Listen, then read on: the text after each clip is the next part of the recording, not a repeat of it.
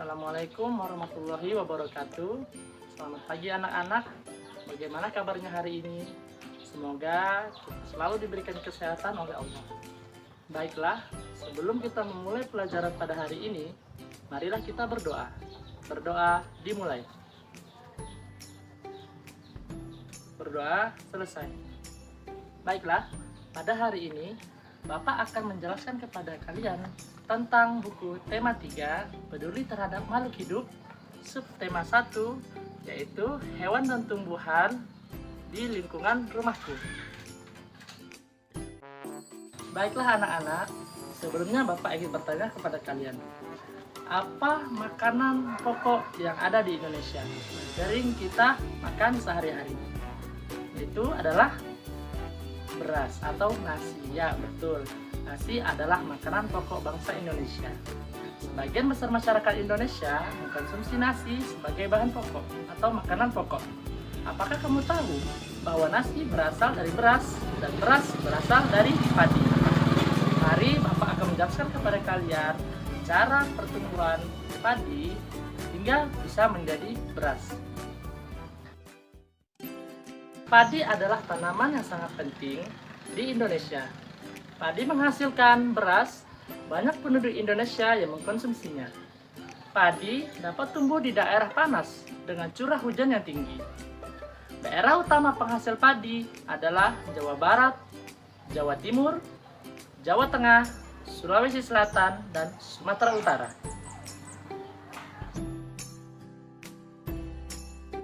Karawang, Jawa Barat dikenal sebagai lumbung padi nasional.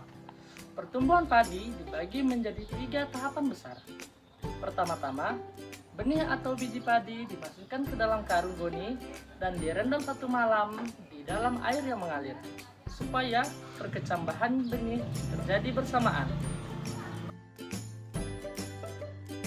Selanjutnya, benih-benih ini ditanam di lahan sementara. Bibit yang telah siap dipindah tanamkan ke sawah, biji atau benih tadi akan tumbuh berkecambah hingga muncul ke permukaan. Bakal akar dan tunas menonjol keluar, lalu batangnya memanjang. Petani juga mengairi, seperti pestisida dan pupuk. Selanjutnya, tanaman padi berbunga hingga menjadi gabah matang, berkembang penuh, keras, dan berwarna kuning. Baiklah anak-anak, apakah kalian ada yang tahu seberapa lama padi akan tumbuh? Baiklah, Bapak akan menjelaskan kepada kalian. Pada biasanya, tahap pertumbuhan padi berlangsung antara 110 hari hingga 130 hari. Setelah panen padi, gabah ditumbuk dengan lesung atau digiling sehingga sekam atau kulit padi tersebut terlepas dari isinya. Bagian isi inilah yang berwarna putih, kemerahan, ungu, atau bahkan hitam yang disebut dengan beras. Nah, dari sini Bapak akan menjelaskan kepada kalian, yaitu sebelumnya Bapak ingin bertanya, apakah di rumah-rumah kalian atau sekitaran tempat tinggal kalian ada tanaman atau tumbuhan? Nah, di daerah kalian pasti banyak tumbuhan yang dapat dimanfaatkan. Ada mangga, pisang, seledri, tebu, atau dan yang lainnya. Apalagi manfaat dan tumbuhan di sekitar kita, dan apa saja hak dan kewajiban kita sebagai manusia dalam menjaga tumbuhan. Anak-anak, tanaman banyak sekali mempunyai manfaat untuk manusia. Selain untuk makanan, tanaman juga bisa menghasilkan oksigen yang biasa kita hirup sehari-hari. Tapi kita juga wajib untuk bijak menggunakannya. Salah satunya, bijak dalam menikmati manfaat dari tanaman adalah dengan tidak membuang-buang makanan.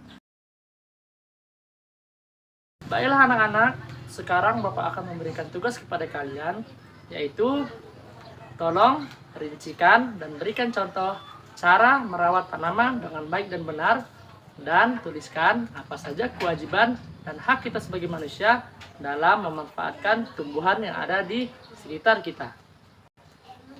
Terus, sebelum kita mengakhiri pembelajaran ini, Bapak mengucapkan terima kasih kepada kalian karena telah mengikuti pembelajaran ini dengan baik. Sebelum kita mengakhiri pembelajaran, marilah kita berdoa. Berdoa dimulai. Berdoa selesai. Assalamualaikum warahmatullahi wabarakatuh.